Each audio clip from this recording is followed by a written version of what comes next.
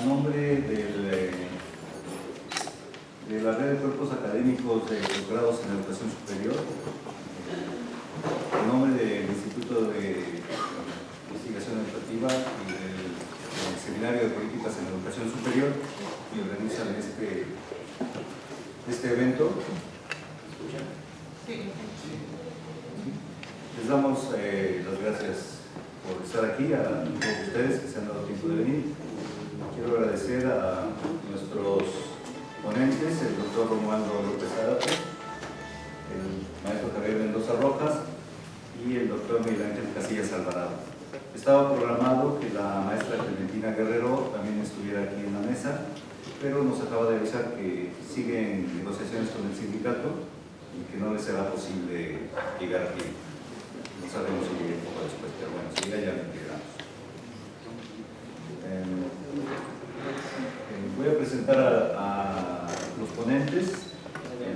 No se vayan tomando la palabra.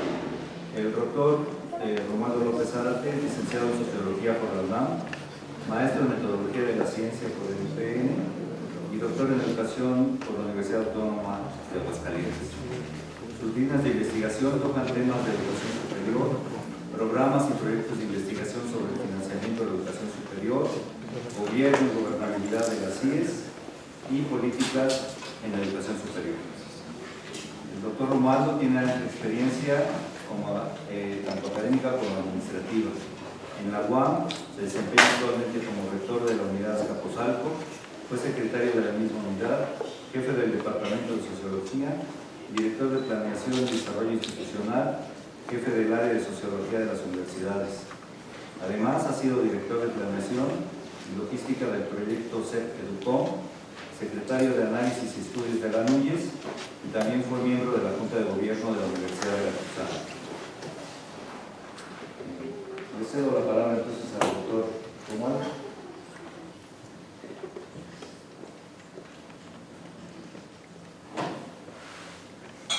Muy buenos días a todos y todas ustedes.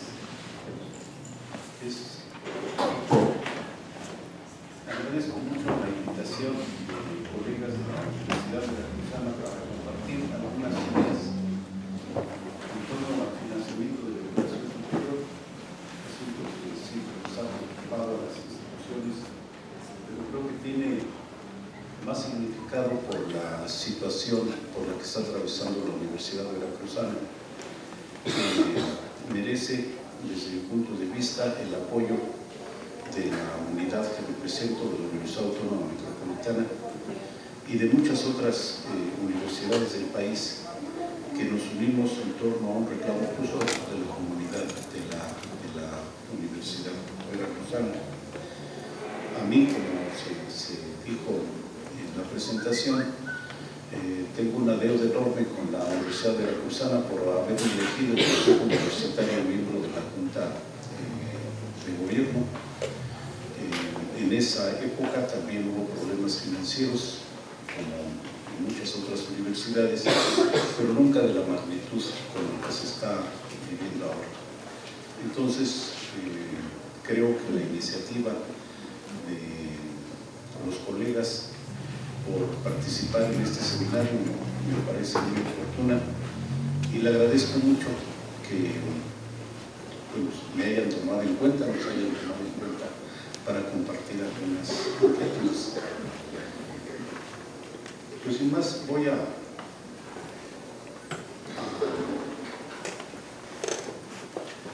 hablarles de algunos temas que para ustedes algunos de ustedes tal vez resulten conocidos, pero creo que vale la pena repensarlos a la luz de las situaciones actuales. Lo que quiero compartir con ustedes son tres temas. Uno, las tendencias que se observan a nivel internacional y a nivel nacional, las tendencias de crecimiento de la educación superior, el acceso a la matrícula de la educación superior y las preguntas reiteradas que se hacen en Veracruz, en México, en Estados Unidos, en Argentina, en Europa, las que se hacen en el mundo ¿a quién le compete financiar la educación superior? Hay tres, como vamos a ver, hay varias respuestas y varias experiencias a nivel de los diferentes países. El segundo tema es abordar sobre algunos de los problemas que tenemos en el país sobre el financiamiento de la educación superior. Son problemas reiterados que ya tienen muchísimos años y que seguramente mi colega el maestro Javier Mendoza cuenta con información actualizada, privilegiada sobre esto. Y el tercer tema son pues, las incertidumbres que tenemos hacia el futuro. Todos sabemos que la educación superior es fundamental para el desarrollo de los países, pero tenemos muchas incertidumbres de cómo le vamos a hacer para obtener financiamiento para desarrollar nuestras funciones. Entonces, sobre el primer tema, las tendencias a nivel internacional, en el mundo, sobre todo en el mundo occidental, el crecimiento de la educación superior en los últimos 25 años ha sido exponencial. La proporción de jóvenes en la corte correspondiente se ha incrementado notablemente en Europa, en Estados Unidos, en Canadá, en Argentina, en Brasil, y México está muy por debajo de atender a los jóvenes que quieren estudiar, tienen la noble intención de estudiar, es toda su aspiración, y no podemos encontrar en terceros un lugar adecuado para que puedan hacerlo. En México, de la corte de edad de 19 a 24 años, solo 3 de cada 10 jóvenes tienen acceso a la educación superior. Se ha propuesto el programa federal educativo de la cual se exige llegar a 4 de cada 100, al 40%, que está todavía muy por debajo de otros países latinoamericanos y ya no se diga de los países desarrollados. Hay un incremento de la educación superior porque hay una concepción cada vez más compartida por la UNESCO de concebirlo como un derecho social, un derecho humano. No solo la educación básica, sino también la educación superior. Por lo tanto, no es algo que no es una concesión del Estado dar atender este reclamo de los jóvenes, sino es un derecho del joven estudiar. La educación superior no es, a diferencia de los otros deberes, no es obligatoria, pero sí, concebido como derecho social, pues es un deber del Estado otorgar un lugar a todo aquel joven que quiera estudiar, otorgarlo con oportunidad y con calidad. Hay un creciente interés de los jóvenes por estudiar porque sí se puede demostrar que es un canal privilegiado de movilidad social. En los estudios internacionales está demostrado que por cada año de educación las probabilidades de tener un ingreso mayor son más altas. No es garantía para cada uno, pero como tendencia general, a mayor educación, mayor ingreso. Hay nuevos grupos sociales que se están incorporando a la educación superior que antes no lo hacían. Personas como nosotros que ya estamos en la tercera edad que quieren estudiar, que quieren estudiar, y no hay ningún impedimento para que nuevos grupos sociales puedan acceder a la educación superior, pero no solo los viejitos, también aquellos que terminaron la educación superior quieren volver a la universidad a actualizar sus conocimientos y entonces pues es una nueva capa social la que está demandando. Pero yo creo que la creciente ingreso a la educación superior está también fundamentado en que ya es algo compartido, algo que ha tenido consenso, de que el desarrollo social, económico, cultural, el desarrollo de la democracia los valores de justicia social, tolerancia, respeto a la diversidad, requieren conocimiento. Y este se obtiene en las instituciones de educación superior. Entonces, estos nuevos valores sociales están propiciando que los jóvenes accedan a la educación superior. Y lo último, no solo el desarrollo, no solo la sociedad del conocimiento, sino ahora ya estamos en una sociedad que pretende la sustentabilidad, es decir, no poner en riesgo a las generaciones futuras. No solo tener un desarrollo, sí tener un desarrollo para las generaciones presentes, pero sin poner en riesgo a las generaciones futuras. Todo esto hace que la matrícula en la educación superior, incluido el posgrado, esté creciendo en todo el mundo, y en nuestro caso en México no hay excepción, como tampoco en Veracruz, aunque sí la composición, como seguramente lo realizará algún otro ponente, la presencia de la Universidad Veracruzana de 1980 a la fecha, pues no es la misma. En 1980 prácticamente era la única institución pública que ofrecía la educación superior. Ahorita ya hay decenas y decenas de instituciones, no todas de calidad, pero sí ya no es la única en el Estado. Bueno, entonces cada vez tenemos más gente en educación superior. Pues la pregunta que nos hacemos es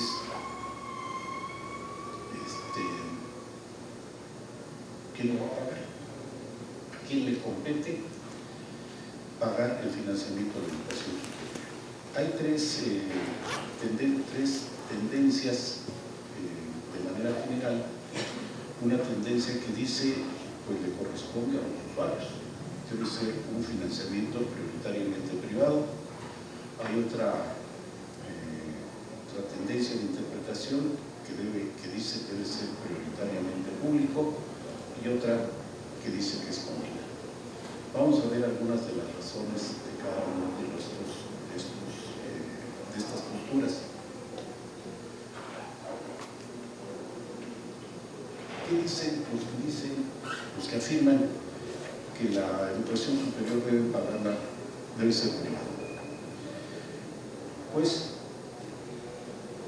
lo que ellos anuncian es que los beneficios directos de la educación superior, los que usufructúan la estancia de la educación superior, son los beneficiarios, los estudiantes. Entonces es una inversión que hacen los estudiantes. Ellos son los que van a obtener una mayor ganancia, por lo tanto, pues ellos deben pagar por su educación. Afirman que el apoyo público a la educación superior es regresivo. Es decir, si es un financiamiento público, este financiamiento es regresivo porque se va a financiar aquella pequeña porción de jóvenes que llegan a la educación superior, pero la gran parte de la población no llega a la educación superior. Como veíamos, en México solo 3 de cada 10. ¿Por qué canalizar recursos a la educación superior cuando tenemos muchos problemas en los otros niveles educativos? Y los que llegan a la educación superior, muy pocos son pobres. Entonces, cuando el Estado le da dinero a la educación superior, pues a los que está beneficiando pues son a los que más tienen. Es lo que llamamos el efecto Mateo. Entonces, es una distribución regresiva el hecho de que el Estado dé más dinero a la educación superior, está financiando a los que no están tan desfavorecidos. Un tercer argumento que afirman los que piensan que debe ser prioritariamente privado es que ya está bien de tener una actitud complaciente con las universidades. Ya ha llegado la hora de ponerlas en una situación de mercado, que compitan con recursos, que se pongan junto con otras instituciones a competir con los recursos en función de las competencias que tienen. Esta tendencia de que compitan por recursos, bueno, pues es ponerla en una situación que se ha llamado muy liberal, para que cada institución institución pueda competir por recursos. Además, dicen que es prioritariamente privado porque la competencia se pone el acento en los resultados, no en los procesos ni los insumos. Sí, quién sabe cómo llegue, quién sabe qué pase dentro, lo que se requiere son resultados. Entonces, cuando hay un financiamiento privado, lo que están esperando los alumnos o los papás de los alumnos es el final, que terminen. ¿Quién o cómo llegan o qué pasa dentro de la universidad? No importa. Lo importante es terminar, tener egresados, tener investigaciones patrocinadas, etc. Y otro argumento, no son todos, pero son algunos de los más esgrimidos. Si la educación superior es un negocio, ¿por qué el Estado tiene que hacerse cargo de la educación cuando todos los que estudian pues van a obtener un ingreso mayor y a partir del estudio pueden poner sus empresas? Es altamente rentable. Los analistas gringos han hecho estudios de la inversión que se lleva a la educación superior y los rendimientos que esto tiene, y han encontrado que una inversión en un estudiante de educación superior es mucho más rentable que meterlo en el banco o meterlo en bienes raíces. Es decir, es una inversión muy alta lo que se puede obtener en la educación superior. Y para que sea rentable, pues hay que manejarla como empresa. Aquella carrera que no tiene demanda va para afuera, aquella investigación que no tiene mercado va para afuera. Es decir, hay que hacer rentable la universidad. Los que opinan de que debe ser prioritariamente pública, pues lo que dicen es que hay un efecto importante de derrame del capital humano. Si el Estado se hace cargo de la educación, el incremento que se tiene en la calidad del capital humano es muy alta, lo cual beneficia al país o al Estado. Consideran que debe ser prioritariamente pública porque las restricciones y fallas del mercado de capitales limitan la posibilidad de los estudiantes de obtener un crédito para financiar sus estudios. Es decir, con la inversión privada no es suficiente para que todo estudiante pueda tener acceso a la educación superior. Hay fallas en el mercado. Los préstamos no siempre funcionan, las oportunidades para muchos jóvenes se ven limitadas precisamente por no tener capacidad de crédito. Otro argumento es que las asimetrías de información en el mercado de la educación superior pues son muy altas. Si no podemos nosotros dejar la educación superior al juego del mercado, se necesita una regulación del Estado para poder propiciar el acceso a los jóvenes a la educación superior. Y finalmente, por razones de equidad y distribución del ingreso. Si aspiramos a una sociedad más justa, mientras menos inequitativa y todos tengamos acceso a este derecho humano que es la educación en todos los niveles, tendremos un mejor país. ¿Cómo se refleja esto? ¿Cuáles son los beneficios de la educación superior? Dependiendo en dos tipos. Tenemos beneficios económicos y tenemos beneficios sociales, y tenemos beneficios públicos y tenemos beneficios privados de la educación superior. A lo mejor no se alcanza a ver, se lo voy a describir muy rápidamente. El hecho de estudiar en educación superior, indudablemente que uno espera a los jóvenes cuando nos metemos a estudiar educación superior, pues aspiramos a un mejor ingreso, lo cual es legítimo. Es decir, si nos vamos a meter a una institución durante varios años, pues sí es por el legítimo deseo de tener un ingreso mayor. Ese sería un beneficio privado. Ahí lo pongo con mayores salarios y beneficios por el hecho de estar en educación superior. Podemos aspirar a un mejor empleo o a tener empleo. La tendencia del mercado es que aquellos que tienen más educación tienen mayores posibilidades de conseguir empleo que los que no tienen educación. En la Ciudad de México se ha encontrado una tendencia diferente. Consiguen empleo más rápido aquellos que tienen primaria y secundaria que los que tienen educación superior. Es un fenómeno, creo que particular de la Ciudad de México, no sé si sería a nivel de todo el país, pero en otros países no se da. Y en general la posibilidad de conseguir empleo es mayor cuando se tiene educación superior. Ese también es un beneficio privado. Hay niveles más altos de posibilidad de ahorro, mejores condiciones de vida, estudio en educación superior, una movilidad personal alta. Pero también hay beneficios públicos, hay mayores ingresos tributarios, hay una mayor productividad de los jóvenes que estudian educación superior, indudablemente un mayor consumo, una fuerza laboral más flexible y menor dependencia del apoyo financiero del Estado. Es decir, hay beneficios privados, pero también hay beneficios públicos. Más adelante vamos a ver algo que me pareció muy interesante. Bueno, se los adelanto de una vez. Se hizo un estudio por parte del CONACYT de en cuánto tiempo se recupera la inversión que se hace en posgrado. Y entonces tenemos las becas, los estudiantes que están becados por CONACYT en los programas de calidad, pues tienen una beca por parte de CONACYT, los que tienen especialidad, maestría, doctorado. ¿En cuánto tiempo recupera el Estado la inversión que hacen cada uno de los estudiantes?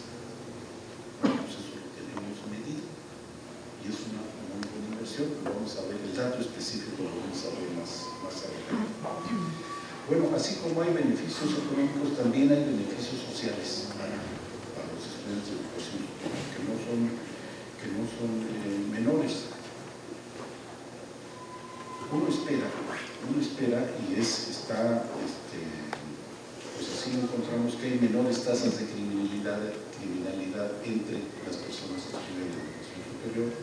Hay un aumento de conductas filantrópicas y de servicio a la comunidad, mejor calidad de vida cívica, una cohesión social mayor, aprecio por la diversidad, etc. Entonces, ya no les veo lo de la parte derecha. Lo que quiero decir es que hay beneficios públicos y privados con los jóvenes que estudian educación superior y con las instituciones que atienden esto. No es solo que el alumno se beneficie, sino también se beneficia la sociedad. Pero hay un problema cuando nosotros decimos, bueno, le toca al Estado. Vamos a suponer que decimos le toca al Estado financiar la educación superior. Vamos por esta tendencia. Bueno, pues tenemos una disyuntiva. Suponiendo que le toca al Estado, ¿a quién canaliza el recurso el Estado? ¿A los insumos o a los resultados? Sí, el Estado va a financiar los insumos o va a financiar los resultados, siendo financiamiento público. Si lo destina a los insumos,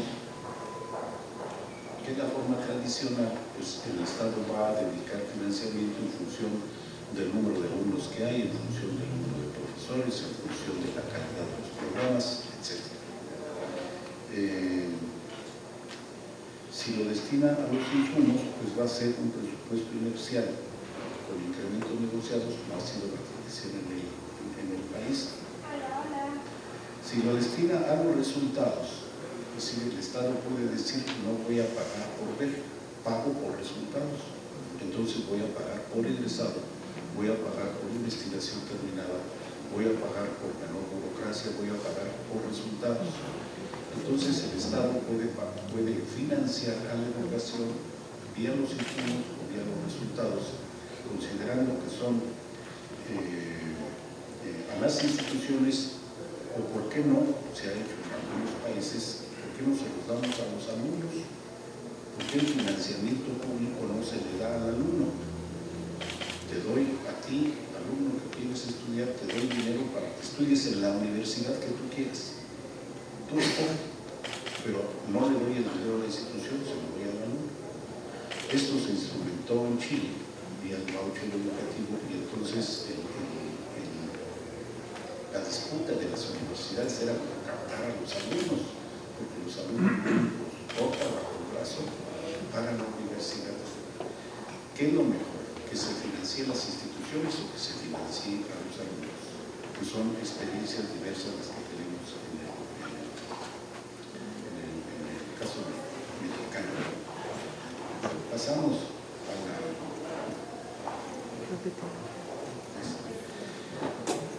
Bien, pasamos a ver algunas tendencias del caso mexicano.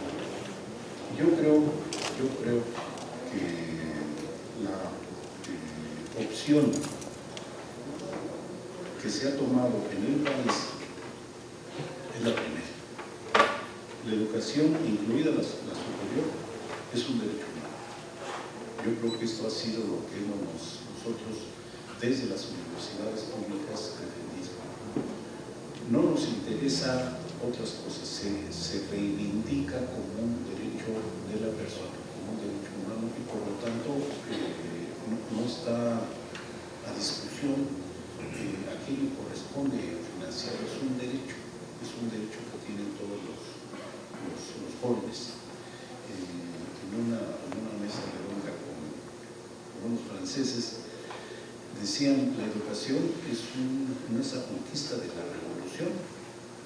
Desde el siglo XVIII, todo joven tiene derecho a estudiar, no necesariamente en la institución que él quiere, no necesariamente con el profesor que él quiere o en el lugar que él quiere, pero si quiere estudiar, tiene un lugar, y el Estado le corresponde darle ese lugar. Esto yo creo que el ejemplo más acabado que tenemos es en Argentina. Si bien hay un proceso de selección muy fuerte en el primer año, pero prácticamente cualquier joven que si quiere estudiar lo puede hacer. Ya estando dentro de la universidad, en un proceso de selección muy competido. Entonces, como derecho humano, le corresponde al Estado dar lugar a todo aquel que quieran estudiar. Y lo que nosotros queremos es no solo que le dé lugar, sino que le dé lugar con oportunidad. Cuando el muchacho lo necesita, la muchacha lo necesita, pero también con calidad. Yo creo que esto lo hemos aceptado como una realidad que tenemos en el país. A mí me gustaría que esto pudiera reconocerse constitucionalmente. No lo tenemos. Es decir, podría ser en la modificación que se ha pedido a la reglamentación que la educación, no solo la preescolar, la básica, incluyendo primaria y secundaria, ahora la media superior, que para mí, para el año 20, no sé si va a ser obligatoria, en 2020, que la educación superior no sea obligatoria, pero sí un derecho de los jóvenes a tener acceso, y esto, si se consagra como un derecho constitucional, le corresponderá al Estado de recursos para poder hacerlo realidad. La segunda tendencia que creo que sigue siendo, que ha tenido frutos, es que la educación superior, sobre todo la pública, sigue siendo un canal de movilidad social. No tengo las estadísticas de la Universidad Veracruzana, pero la Universidad Autónoma Metropolitana todavía 7 de cada 10 jóvenes son la primera generación en su familia en llegar a la educación superior. Hace poco el doctor Narro, antes de terminar, decía que la UNAM es 1 de cada 2. Es una situación diferente a la de la UNAM. Y yo me imagino que en la Universidad Veracruzana todavía es mayor la proporción.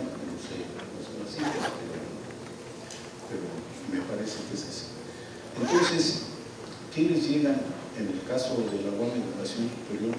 Pues un conjunto de jóvenes, el 50% con menos de 5,000 pesos al mes de ingreso familiar. Es decir, jóvenes con altas carencias, pero son jóvenes, como lo calificó muy acertadamente este grupo de la Universidad Veracruzana, que yo creo que es una tipología que se está popularizando y acentuando en el país, a diferencia de la que existía en Francia, o adicionalmente a la que existía en Francia, de los herederos. Los investigadores de la Universidad Veracruzana le llamaron los héroes. Y efectivamente, son jóvenes que, teniendo todo en contra, pudieron llegar a la educación superior. Y esos son los jóvenes que nos llegan a nuestras instituciones públicas. Y a nosotros nos corresponde tomarlos tal como nos llegan y sacar profesionales competentes, pero además profesionales con valores. Y no echarle la culpa a todos los niveles anteriores, porque si no, nos vamos a que la culpa la tiene la media superior, la secundaria, la primaria, y a fin de cuentas lo tiene el ser pobre. Bueno, no podemos nosotros decir como institución pública arreglar esa situación. Entonces, en una investigación que se hizo, que creo que sigue teniendo vigencia, es que los jóvenes que ingresan a las instituciones de educación superior particulares consolidadas, la Ibero, la Anáhuac, la Universidad de las Américas, etc., no tienen movilidad social. Entran siendo de la capa más alta de la sociedad y difícilmente tienen más dificultades para conservar ese nivel, tienden más bien a bajar, o lo conservan o bajan. En cambio, en las universidades públicas los agarramos en una situación menor y los niños no llegan en estos para su ingreso al mismo nivel que tenían los de las universidades privadas, pero hay un salto significativo, muy significativo. Cuando el doctor Muñoz Izquierdo se puso a hacer el análisis de este tema común, parecía sentido común, de que la educación que se imparte en las instituciones particulares consolidadas es mejor que la de las instituciones públicas, él dijo, bueno, pues vamos a hacer una investigación con las mejores. Bueno, suponemos que con las mejores, porque este incluye a la UAM. Entonces comparó a los egresados del TEC de Monterrey y de la Ibero con los egresados de la UNAM y de la UAM, en 4 carreras semejantes, exactamente semejantes. Hago un paréntesis, semejantes en nombre. Lo que encontró el doctor Muñoz Izquierdo es que el contenido de las carreras era igual en un 40% y el otro 60% es diferente dependiendo de la institución. Es decir, cada institución, para el licenciado en administración o para el ingeniero civil, sí da un conjunto de contenidos iguales, pero hay otro conjunto un poquito mayor que son contenidos de la propia institución. Por decirles un caso todos, independientemente de la carrera a la que van, pues tienen que saber qué es México y su historia y su desarrollo. Esto que nos parece fundamental a nosotros desde la UAM, bueno, para otras instituciones no lo es. Bueno, pero este era un paréntesis. Entonces, son mejores lo que ofrece la universidad privada que la pública. Pues el primer resultado es que efectivamente los egresados de las privadas ganan más que los egresados de las públicas. A veces a los sociólogos nos dicen que hacemos investigaciones elaboradas para llegar a lo obvio, ¿no? La penosa elaboración de lo obvio. Pues ¿para qué tanta investigación si ya lo sabían? Los egresados del TEC pues ganan más que los egresados del TEC, ¿no? Y con esto nos gastamos miles y miles de pesos en investigación. Bueno, sí, llegamos a ese resultado, pero lo que no se conocía es el nivel de movilidad social de los jóvenes a las universidades. Y por el doctor Muñoz izquierdo, pudo medir la contribución que hace la universidad para elevar el nivel de ingreso. Y además otra conclusión interesante que él sacó es que, entrevistando a los empleadores, es que después de 15 años de egreso ya no importa la institución de origen, ya importa el desempeño del egresado. Cuando uno sale puede ser importante que sea del TEC o de la Ibero o de la Veracruzana o de otra universidad. Después de 15 años ya no pesa la universidad, lo que pesa es el desempeño del estudiante. Entonces, pues yo creo que es interesante los resultados de esta investigación. En la inversión que hace el Estado pues se recuperan bien puestos en muy pocos años la inversión que hace el país en educación. Por eso no es gratuito que la mayor parte de los países desarrollados pues le apuestan mucho a la educación superior porque muy pronto lo recuperan. Es una inversión muy, muy alta. Todavía en el país nos cuesta más un reo federal que un estudiante de educación superior. Si la inversión que hace el país, no quiero decir que nos pongan en malas condiciones, pero nos sale más caro un delincuente, sostener a un delincuente que sostener a un estudiante de educación superior. Bueno, lo que les decía para el caso del posgrado, el resultado de un estudio que se hizo sobre los becados de CONACYT, pues es esto, tiene un impacto sobre la equidad, porque un porcentaje significativo de becarios CONACYT proviene de medios sociales desfavorecidos, como lo evidencian las diferencias entre los logros educativos de los becarios y los de sus padres. Tienen impacto sobre la ocupación, tiene impacto sobre el ámbito científico, tecnológico y académico. Esto es muy obvio. Un 48% de los becarios desempeña su actividad principal en investigación y desarrollo y un 34% en docencia. Y tiene un impacto sobre el sector productivo e innovación. Creo entonces que en México la opción que hemos tomado es por considerar que la educación superior es un derecho social y por ello le corresponde al Estado financiar. Pero no es exclusivo del Estado, también se acepta la participación de los particulares. Y los particulares han ido creciendo en su participación a través de los años. Si nosotros vemos en esta gráfica la atención de las CIEs particulares por modalidad, podemos encontrar que hacia 1980 la Universidad Veracruzana era prácticamente la única, además de la normal, era la única institución de educación superior. Pero esto a nivel del país, ustedes pueden ver que en el primer año, el primer año de la referencia, todavía no podemos ir más para atrás, pero hace 20 años los particulares atendían, las secciones particulares atendían al 22% de la matrícula en la educación superior y ahorita están atendiendo el 29 o el 30%.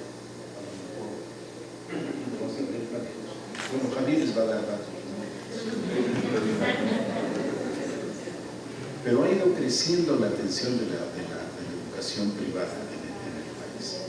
Y donde es sorprendente, a mí es sorprendente, es que en el posgrado ya el 50% de los estudiantes de posgrado lo hacen en instituciones particulares, sobre todo en especialidades, sobre todo en las maestrías. En el doctorado todavía las universidades públicas son las que tienen, pero ya el 50% de este personal altamente calificado está en las instituciones particulares. Pero si nosotros vemos la relación estudiantes por profesor en 2 años diferentes, vamos a lo que voy, lo que quiero dar algunos indicadores. Es que sí, el Estado también dice que él se hace cargo de la educación superior, pero conforme pase el tiempo, aunque se invierta más en educación superior, proporcionalmente es menos lo que se invierte ahora que lo que se invierte hace 20 años. Es decir, lo que gasta el Estado en cada muchacho es menos de lo que gasta hoy, es menos hoy de lo que gastaba hace 20 años. En otras palabras, se incorporan, la matrícula ha crecido no al mismo ritmo que la matrícula de la educación superior. Y esto se ve sobre todo en algunas instituciones, sobre todo en algunas universidades. Entonces, la relación estudiantes por profesor, ahí están los datos.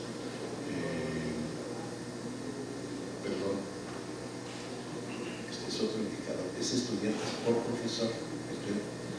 Bueno, cada vez el profesor atiende a más alumnos. Y sobre todo en licenciatura ha bajado en el posgrado. Si no hemos podido mantener una relación adecuada alumnos por profesor en la licenciatura. Hace poco, no sé si esto lo pueda corroborar Javier o no, pero en uno de los comentarios que se hacían, ya que salió el doctor Nava, es que el crecimiento de la matrícula que hubo en la UNAM fue fundamentalmente por meter más alumnos por grupo, no por contratar a más profesores. Entonces, los grupos hicieron más grandes, pues sí, hubo más alumnos por grupo, pero no más profesores, ni más infraestructura, ni más aulas, etc. Pues esta es la pregunta, ¿no? Vamos creciendo, pero mejorando, pues si lo vemos en la relación estudiantes por profesor, lo vemos en la relación de costo por alumno, pues no parecería ser, y aquí está otro indicador. Vamos al último punto, la dificultad de modificar las tendencias del presupuesto, de distribución del presupuesto en el país. Tenemos una distribución desigual entre las universidades federales y estatales. Esta distribución se puede medir de varias maneras, algunas de estas las vamos a ver, cuál es la inversión por alumno en instituciones federales y cuáles en instituciones estatales. Y esto es muy difícil de modificar. La proporción que ha tenido la Universidad Veracruzana de aportación del gobierno estatal en relación con el gobierno federal prácticamente no ha variado desde hace 30 años. Y fue una de las pocas universidades que no cambió su participación estatal a partir de los años 70. A ver, cuando entró Echeverría, la mayor parte del presupuesto de las universidades era estatal. Cuando salió Echeverría, la mayor parte del presupuesto de las universidades públicas fue federal. Es decir, hubo un cambio muy fuerte en ese sexenio al pasar de una participación mayoritaria estatal a una participación mayoritaria federal. Esto no sucedió en la Universidad Veracruzana. La Universidad Veracruzana, a reserva de lo que nos diga Javier, creo que es la universidad que tiene una mayor participación estatal en todo el país. Creo que la proporción del presupuesto estatal, que ha de andar alrededor del 52%, no existe en ninguna otra universidad, es muy alto. Pero en otras es menor. ¿Por qué no se cambia esto? Yo quisiera leerles ¿por qué no se cambia? ¿Por qué la UNAM y la UAM se llevan una buena parte del presupuesto federal? Casi el 50%, ayer Javier decía, ya bajó el 50%. Bueno, en el presupuesto federal, dos universidades se llevan el 48% y el 52% es para las otras universidades públicas del país. Oaxaca, Sinaloa, todas las universidades nos dicen, bueno, si nos tienen el presupuesto que tiene la UAM, pues claro que sería algo diferente, ¿no? Pero no es tan fácil cambiar esta distribución. En este libro que escribió recientemente el doctor Soberón, que como ustedes saben fue rector durante 8 años en la UNAM, son sus memorias, y narra una anécdota que me parece importante. Creo que ya cambió la actitud, pero me parece importante la anécdota. Dice, la Secretaría de Programación y Presupuesto quiso homologar los presupuestos de las diferentes universidades, lo que significaba que iban a descobijar a la UNAM para subir los presupuestos de las otras. Carlos Tello, que no se llevaba bien, que era el secretario de Programación y Presupuesto, me habló un día por la red y me dijo, rector, vamos a discutir los presupuestos de las universidades, nos vamos a reunir con todos los rectores y le pido que nos acompañe. Perfecto, le dije, pero ¿puedo hacerme acompañar con uno de mis colaboradores, el secretario general administrativo? Dijo que no, aduciendo que se trataba de una reunión exclusivamente de rectores. Entonces le respondí, usted va a discutir el presupuesto de la UNAM con todos los rectores, ¿verdad? De entrada le digo que eso no va a funcionar. Las diferencias son grandes, pues la UNAM invierte mucho en investigación y difusión cultural y no considero adecuado discutir nuestro presupuesto con quienes manejan presupuestos realmente pequeños. Va a ser incómodo para nosotros y va a ser incómodo para usted. Mire, me habló resuelto. Mejor le informo de una vez por todas que se acabaron los privilegios para la UNAM. Me limité a decirle que se cometió un error. Cuando nos reunimos los rectores comenzaron a pedirle a Tello aumentos en los presupuestos.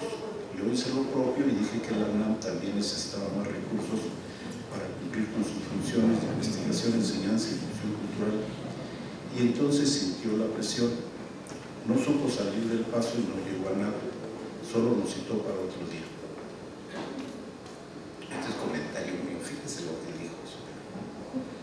Llamé al presidente López Portillo y le pedí que me recibiera. Una vez que estuve con él y después de ponerlo al tanto de la frustrada reunión, le dije, lo que me preocupa es que Tello no consideró que esto no es una cuestión de preferencias, sino de las necesidades de la institución. El presidente me tranquilizó al decirme que no me preocupara y ofreció apoyarme. Y sin más, tomó la red y llamó a Carlos Tello y le dijo, el presidente, mire Carlos, está conmigo el rector de la UNAM, ya me explicó el problema y no creo que usted deba discutir el presupuesto de la universidad junto con los demás rectores, porque es diferente. Bueno, pues el rector de la UNAM negocia el presupuesto con el presidente. Y yo creo que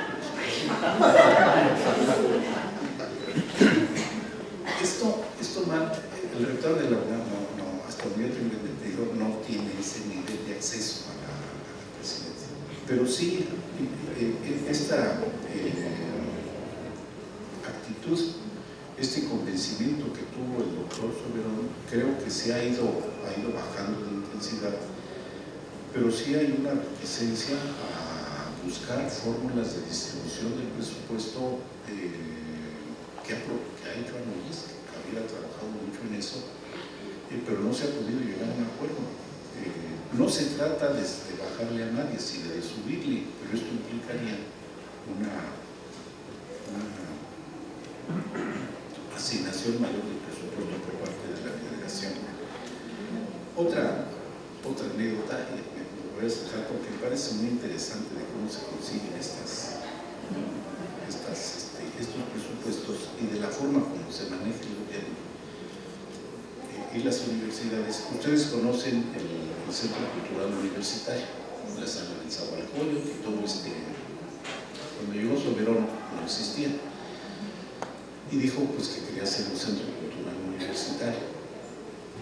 Fíjense cómo se consiguió el dinero para el Centro Cultural Universitario. Invitaron a comer a secretarios de Estado, Juan José Bremer, el secretario Jiménez Espriu, también egresado de la UNAM, el abogado general Jorge Carpizo, y el coordinador de difusión cultural en ese tiempo era Diego Valadez y su esposa Patricia Galeana, y los invitaron a cenar a todos estos funcionarios en casa de Diego Valadez. No revelo nada porque está en el libro.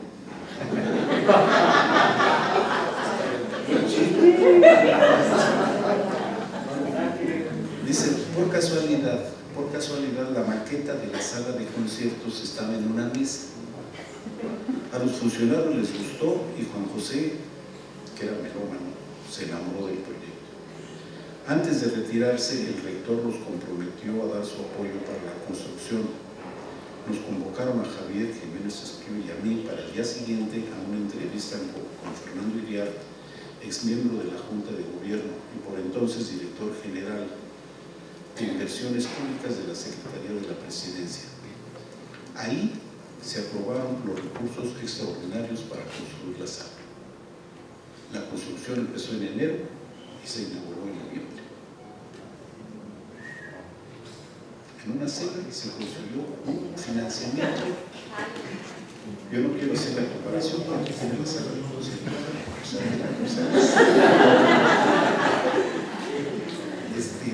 A lo mejor una buena cena. Llevamos varios desayunos. Bueno, y como esta, en una investigación que hicimos Javier y yo, junto con otros colegas, le preguntamos a varios rectores de las universidades públicas cómo le hacían para conseguir el presupuesto. Esto también lo tenemos publicado, pero me extendería mucho narrando las anécdotas de cómo le hacen los rectores.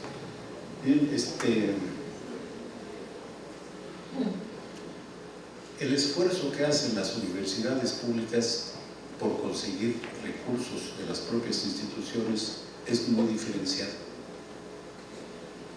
Y curiosamente el esfuerzo mayúsculo es por parte de los jóvenes de las universidades públicas de los estados que por parte de las dos universidades federales. La cuota de la UNAM son 20 centavos al año, la cuota de la UAM es sensiblemente mayor, 550 pesos al año, pero muy por debajo de lo que cobran otras instituciones.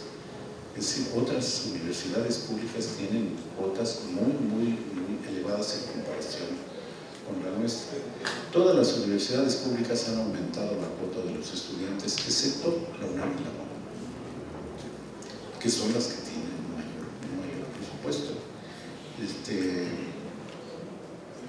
Bueno, este ingreso en algunas de las secciones de educación superior son los ingresos propios de las secciones de educación superior. El ingreso que nosotros tenemos, el mayor ingreso que nosotros tenemos en la UAM es por el manejo financiero, es decir, los réditos que se consiguen por tener el dinero en el banco, más que por las cuotas de los estudiantes. La Universidad de Guadalajara tiene un ingreso, una proporción alta, la Universidad de Aguascalientes, la Universidad de Baja California y otros. Y hay otro tema en estas tendencias que es difícil modificar y es la segmentación estudiantil, que yo creo que más allá de lo que podamos querer, hay una segmentación de los estudiantes. No es lo mismo estar en la Universidad Veracruzana que estar en una universidad politécnica, o una universidad tecnológica, o una normal. Y esto se corresponde en los estudios que ha hecho Adrián de Garay con una segmentación social. Los menos desfavorecidos, aunque están desfavorecidos, como lo decía anteriormente, pero los menos desfavorecidos son los de las universidades públicas. Pero de ahí el nivel socioeconómico tienen un nivel menor en el área metropolitana, los del Instituto Politécnico Nacional, y después un nivel menor los de las universidades tecnológicas y un nivel menor los de las universidades politécnicas. Y entonces, de acuerdo con la estrato social al que se pertenezca, estas instituciones se nutren mayoritariamente de estos grupos sociales.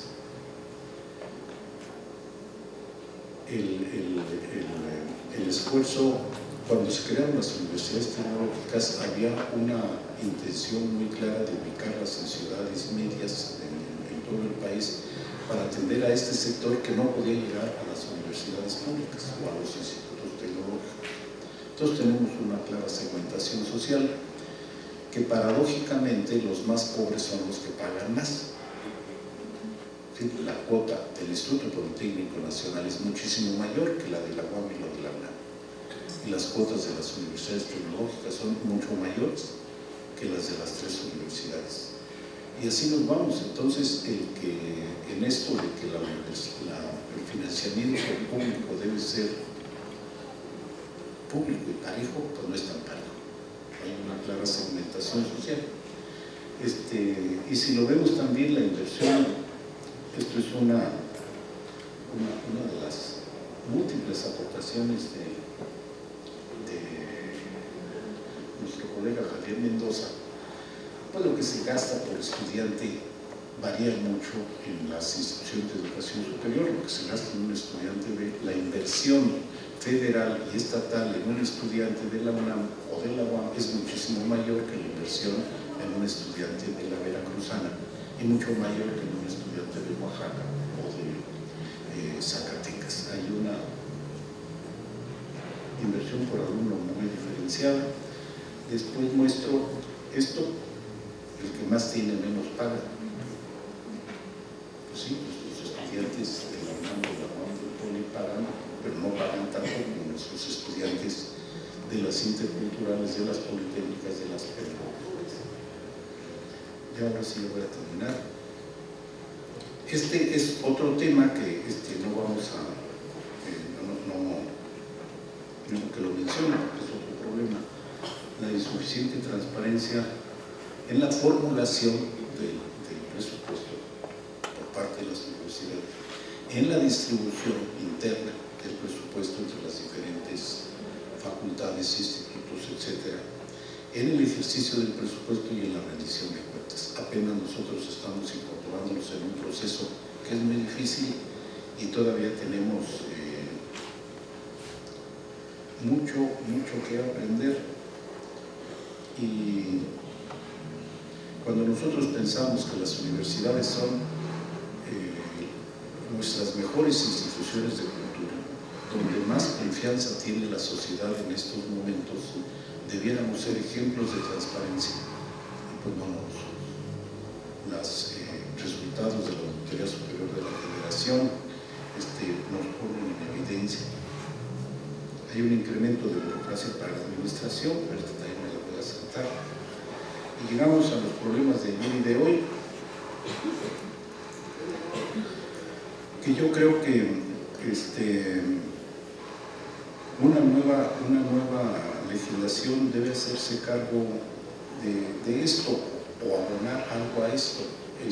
¿Cuál va a ser la aportación municipal, estatal y federal para el sostenimiento de las instituciones públicas de educación superior? Cada estado es diferente, cada universidad es diferente y no tenemos una política pública, creo, una política pública que nos dé una tendencia hacia dónde hay que ir, ¿no? Yo creo que esto es un problema que tenemos que atender.